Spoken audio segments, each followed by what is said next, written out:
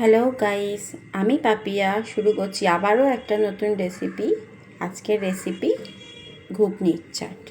তো চাট বানাতে গেলে আমাদের প্রথমে পাপড়িটা বানিয়ে নেব।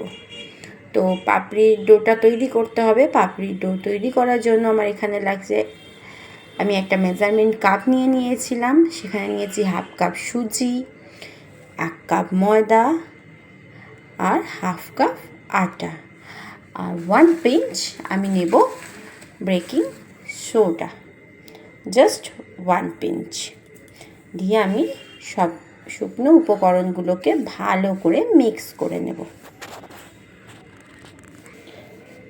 দেখো গাইস, আমি সব শুকনো উপকরণগুলো ভালো করে মিক্স করে নিয়েছি। এবার আমি একটু ফাঁকা করে নিচ্ছি।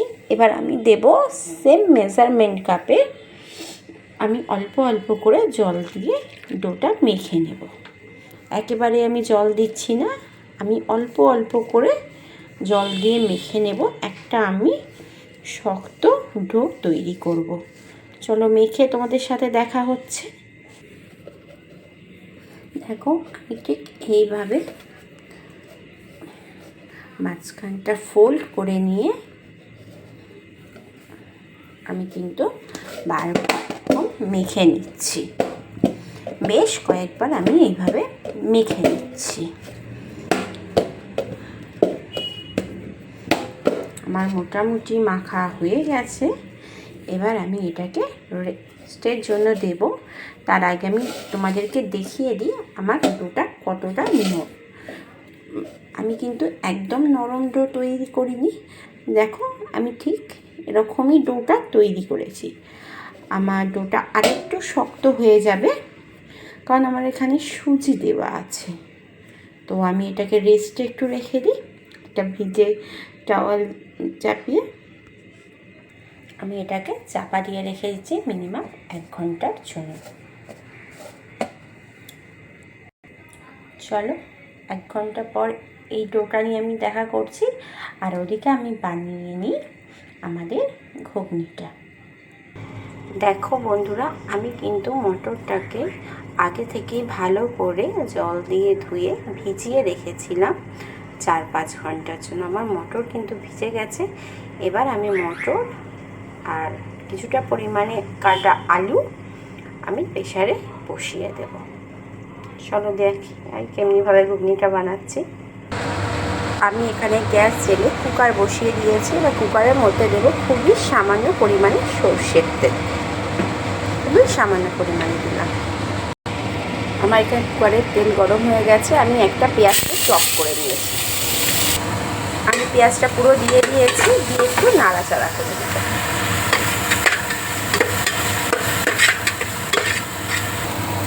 আমার এখানে নাড়াচাড়া করা হয়ে গেছে। আমি কেটে একটা আলুগুলো দিয়ে দিচ্ছি, ডুমো ডুমো করে কেটে রেখেছি।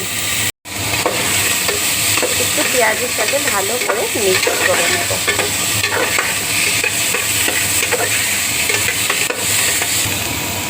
আর দিয়ে দিচ্ছি আমার ভিজিয়ে রাখা মটরগুলো। এগুলো পেঁয়াজের সাথে একটু কষিয়ে নেব।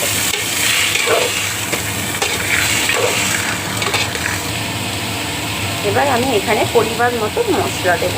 দিচ্ছি 1/2 চামচ লঙ্কার গুঁড়ো, 1/2 চামচ হলুদ গুঁড়ো, পরিমাণ মতো নুন। আর এগুলোকে ভালো করে একটু কষিয়ে নেব। আলু মটরের কষাতে সুন্দর কিন্তু স্মেল আসছে। দেখো, আমার কিন্তু এখানে কষানো মোটামুটি রেডি। এবার আমি এখানে জল দিয়ে দেবো।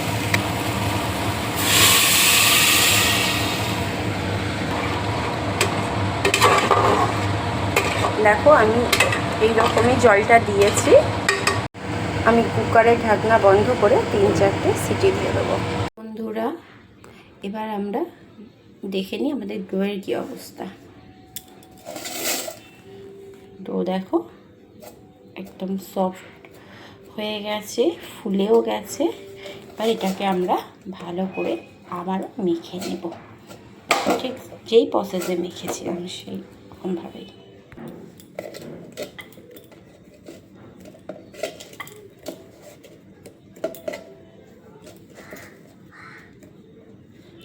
গোল করে আমি মেখে নিলাম। এবার আমি এখান থেকে লেচি বের করে নেব। চলো লেচি কেটে তোমাদের সঙ্গে আবার দেখা হচ্ছে।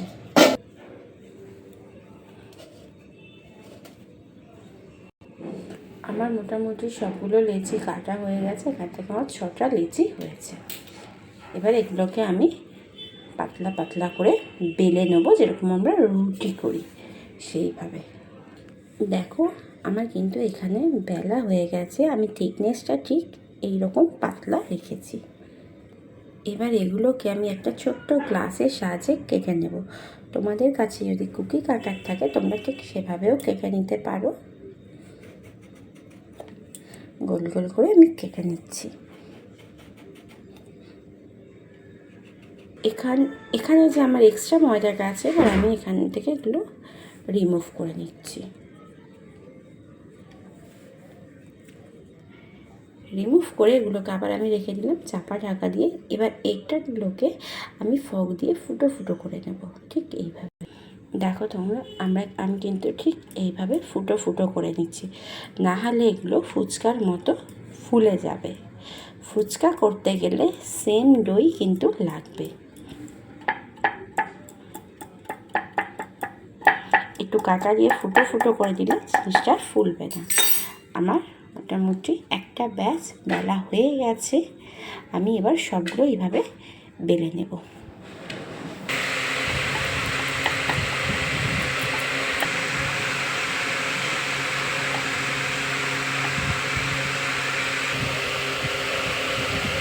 দেখো বন্ধুরা, আমার কিন্তু মোটামুটি এখানে পাপড়ি ডালা হয়ে গেছে।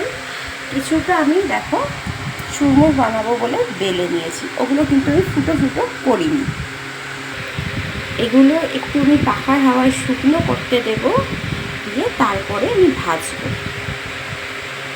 দেখি আমাদের ঘুগনির কি অবস্থা একটু দেখে নিই। আমার এখানে সিদ্ধ হয়ে গেছে, দেখতে পাচ্ছ তোমরা। দেখো আমি এখানে কিন্তু 3টে গোটা আলু দিয়ে দিয়েছিলাম, কারণ আমি এই 4টা বানাতে আমার একটু গোটা আলুর প্রয়োজন আছে, তো আমি একসঙ্গে সিদ্ধ করে নিয়েছিলাম। আমি ঘুগনিতে যে আলুগুলো দিয়েছিলাম ওগুলো আমি ঘুগনির সাথে ম্যাশ করে দিচ্ছি। আমি এখানে তড়কা প্যান বসিয়ে দিয়েছি, দিয়ে দিচ্ছি কয়েকটা শুকনো লঙ্কা, দারচিনি, কয়েকটা এলাচ, দিয়ে ভালো করে নাড়াচাড়া করে নিচ্ছি। আর দিচ্ছি এখানে সামান্য পরিমাণে নুন। আমি এখানে দিয়ে দিচ্ছি 1 চামচ মতো গোটা ধনে, দিয়ে দিচ্ছি 1 চামচ মতো গোটা জিরে, আর দিয়ে দিচ্ছি আমি এখানে রাঁধুনি বেশ খানিকটা। এবার ভালো করে ভেজে নেব। আমার মশলা মোটামুটি ভাজা হয়ে গেছে। এবার আমি ঠান্ডা করে ঘুরিয়ে নেব। চলো, আমার তেল গরম হয়ে গেছে। একটা চুরমুড়ের জন্য যে পাপড়িগুলো কেটে রেখেছিলাম সেগুলোই একটু টেস্ট করে দেখি যে পারফেক্ট হচ্ছে কি ভাজা। এগুলো কিন্তু হাই ফ্লেমে ভাজতে হবে।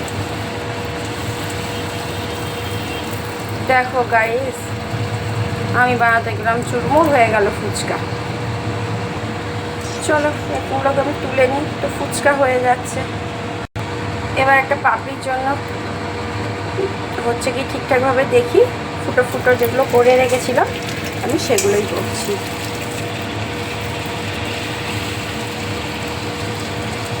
দেখো, না ফুটো ফুটো করলে এগুলো কিন্তু ফুচকাই হয়ে যেত। আমি একটু লাল লাল করে ভেজে নেব। এগুলো ফুটো করার কারণে এগুলো কিন্তু ফোলেনি, এগুলো পাপড়িই হচ্ছে। বেশ কয়েকটা একসঙ্গে এবার ভেজে নেব।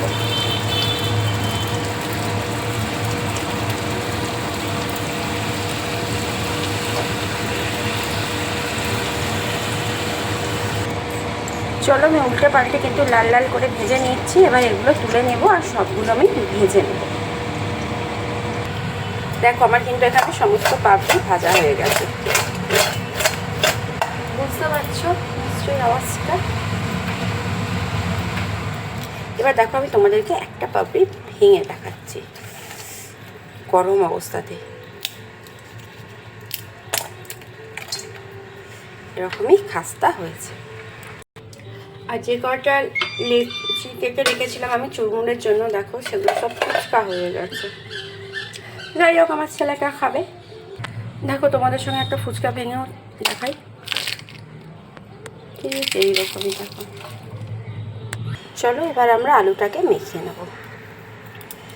আলুটা মাখার জন্য লাগছে, আমি আলু দুটো সিদ্ধকে ম্যাশ করে নিচ্ছি হাত দিয়ে।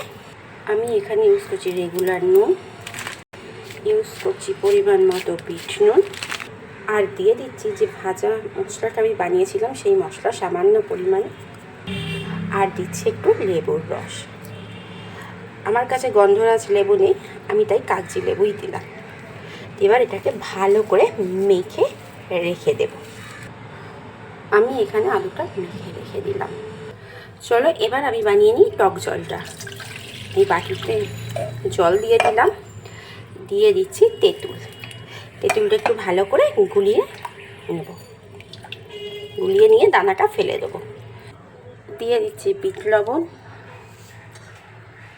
নর্মাল লবণ, দিয়ে দিচ্ছি ভাজা মশলা আর লেবুর রস, আর দিচ্ছি ধনেপাতা কুচনো। গাইস এবার আমরা চাটটা বানিয়ে নিই। আমাদের সব প্রিপারেশন কমপ্লিট। আমি পাপড়ি নিয়ে নিয়েছি, পাপড়িগুলো ভেঙে দিলাম। এবার যে আলুটা মেখে রেখেছিলাম সেটা আমি দিয়ে দিলাম বেশ খানিকটা পরিমাণে। এবার দিয়ে দেবো আমরা যে ঘুগনিটা বানিয়ে রেখেছিলাম সেই ঘুগনিটা দিয়ে দিলাম, মোটামুটি 1 বাটি মতো। এরপর আমি দিয়ে দেবো যে তেঁতুল গোলা জলটা আমি রেডি করে রেখেছিলাম, টক জলটা, সেটা আমি দিয়ে দিচ্ছি বেশ খানিকটা পরিমাণে। আমি যে মশলাটা ভেজেছিলাম সেই মশলাটা গুঁড়িয়ে নিয়েছিলাম সেটা আমি ছড়িয়ে দিলাম। এবার আমি দিচ্ছি পেঁয়াজ কুচি, সামান্য পরিমাণে ছড়িয়ে দিলাম। এবার দেব ধনেপাতা কুচি, আর দিচ্ছি কয়েকটা কাঁচা লঙ্কা কুচি, আর দিচ্ছি ঝুরি ভাজা ওপর থেকে। আর লেবুর যে জলের মধ্যে দিয়ে রেখেছিলাম ওই লেবুর একটু রস। ব্যাস, তাহলেই আমাদের রেডি হয়ে গেছে ঘুগনি পাপড়ির চাট। তো